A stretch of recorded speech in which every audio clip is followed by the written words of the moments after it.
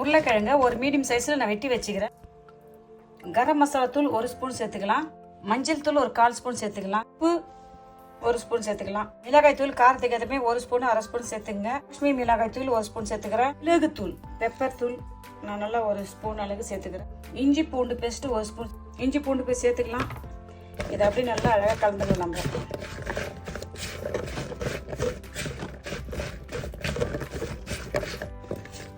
உப்பு காரம் எல்லாம் அப்படியே நம்ம இதில் அழகாக கலந்துட்டோம். இது அப்படியே இருக்கட்டும். ஒரு 10 நிமிஷம் கழிச்சு நம்ம இதில் தூள் போட்டு வறுக்கலாம்.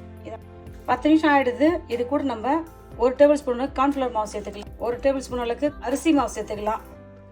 இதில் கொஞ்சம் லெமன் சும்மா கொஞ்சமாக இதை அழகாக நம்ம கொஞ்சம் கலந்துக்கலாம். அழகாக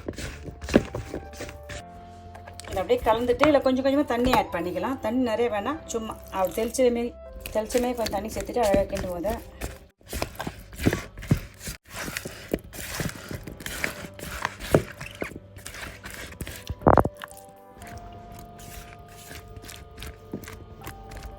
மசாலாலாம் போட்டு வச்சிட்டோம். அப்படியே இருக்கட்டும், ரெடியாகட்டும். நம்ம எண்ணெயை கொஞ்சம் காய வச்சுட்டு இதை போட்டு நம்ம வறுத்து எடுத்துடலாம். கொஞ்சம் கருவேப்பிலை சேர்த்துக்கலாம். இதை கொஞ்சம் கருவேப்பிலை சேர்த்து அழகாக கிண்டிக்கலாம்.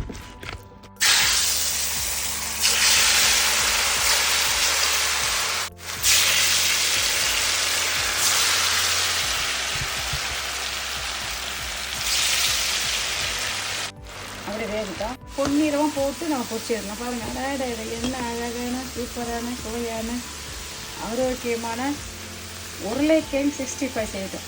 பாருங்கள், எண்ணெய் அழகாக பொரியுது. எண்ணெயை சுட வச்சுட்டு பொரிமான மிதமான சூட்டில் வைக்கணும். ஏன்னா கிழங்கு வந்து உள்ளே கொஞ்சம் நல்லா அழகாக பொரியணும்.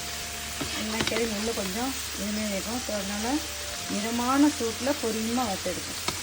இதை குறைஞ்சது ஒரு 5 நிமிஷம் எண்ணெயிலே இருந்துச்சுன்னு வச்சுங்க, நல்லா வெந்துடும். பொட்டேட்டோ 65 ரெடி ஆயிடுச்சு. பாருங்கள், என்ன கிறிஸ்பியாக ஸ்பைசியாக ஒரு கிறிஸ்பியாக நம்ம ஒரு 5 நிமிஷத்தில் உருளைக்கிழங்கு 65 செஞ்சுட்டோம். பாருங்கள், என்ன கலர்ஃபுல்லாக என்ன அழகாக சூப்பராக உங்களை மாதிரி அழகாக இருக்குது. பாருங்கள்,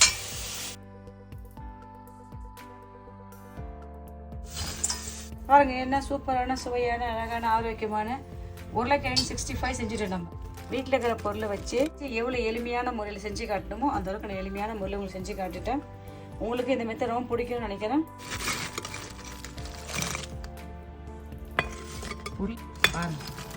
இன்னைக்கு லெமன் சாதத்துக்கு ஏற்ற சைட் டிஷ்ஷாக நான் உருளைக்கிழங்கு 65 செஞ்சுக்கிறேன். நீங்களும் இதே மெத்தட் செஞ்சு பார்த்துட்டு நான் செஞ்ச இந்த உருளைக்கிழங்கு 65 எப்படின்னு சொல்லுங்கப்பா. பாய், தேங்க்யூ.